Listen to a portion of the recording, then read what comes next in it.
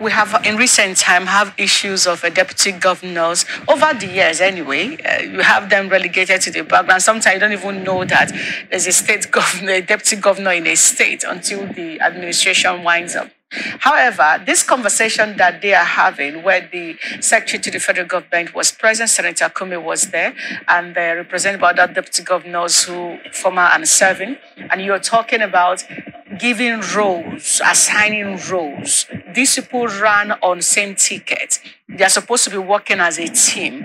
And now you have a situation, look at what happened in Edo State, or what is going on in Ondo State, for instance, where a deputy governor in Edo State has been chased out of his official recognized office by the state because the governor has been given power by the constitution to do certain things. With all of the quagmire we have, we seem to find ourselves in constitutionally, going back to Kano Agabi's position on that the constitution is okay, nothing wrong, there's nothing wrong with the constitution. And some of these issues that boils down to the constitutional provision that empowers the governor, for instance, to be the all in a state. Do you now also agree that there is need for us to begin to look at or to tinker with some of these positions that may not be at par with what development and governance should be in 2023? See, the problem with this issue of looking at the constitution in this perspective is what we have said, that you cannot put everything inside a document. Okay. Take, for instance, in some states, we hear the governor delegated certain things, like, for instance, issue of local government and others, put the deputy in charge and others. When the two of them are working in harmony, like you said, when they understand themselves and they are working in harmony, nobody talks about whether there is a lacuna or anything. Now, what is going on from the retreat that they had from where this, they could come up with a communique. They could make suggestions of what they think, because good 18, they were past deputy governors that are organizing this. They are speaking from experience. Now, speaking from experience, they could collect what they think should aid the working relationship of the governor and deputy governor, instead of we seeing a deputy governor as a spare tire, as people sometimes describe it. There's so much. Like you said, they run on a joint ticket. So, as far as we are concerned, executive is one. The governor, you know what happens is that it is the governor, actually, that we all know.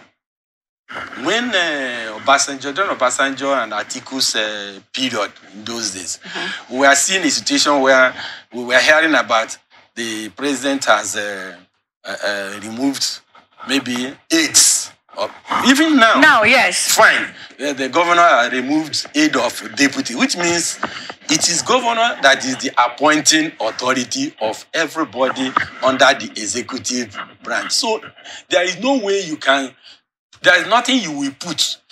Well, one aspect of it that can solve the problem is we can raise a few issues, collect a few issues and say this minimum should be the functions of a deputy governor. So that from day one, a deputy governor knows his functions. Constitutionally speaking, this is any other one that the governor now delegates is a different thing. But if you end up with a document, well, to agree with you, end up with a document that did not say what should be the function of, specified the function of a deputy governor, you continue to have this problem. They will only have a functioning relationship where the both of them are, for whatever reason, are working together, understand each other. Where they don't understand each other, you don't expect, where there is mistrust, you don't expect the governor to now, like some of them are, the constitution, for instance, the constitution states what happens when a governor or president is to be away.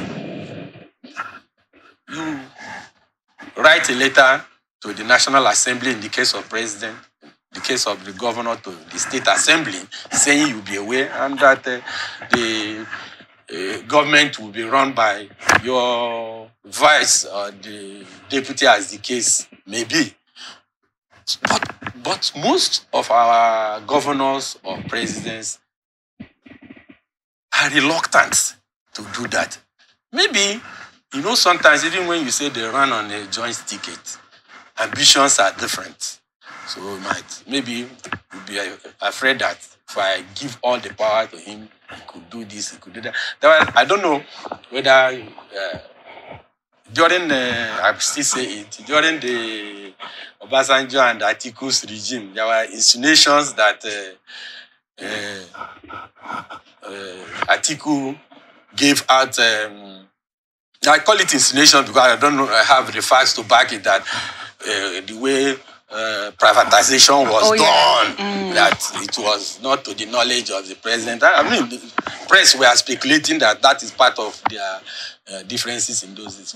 But what we are saying is that after this kind of conference, they can come up with the rudiment, the minimum they think that should be given to the deputy. And if it's accepted, the National Assembly can amend the Constitution and now mention some of these things as the functions of the deputy governor. But that does not stop the governor from entrusting his deputy with some other powers, even when he is still around.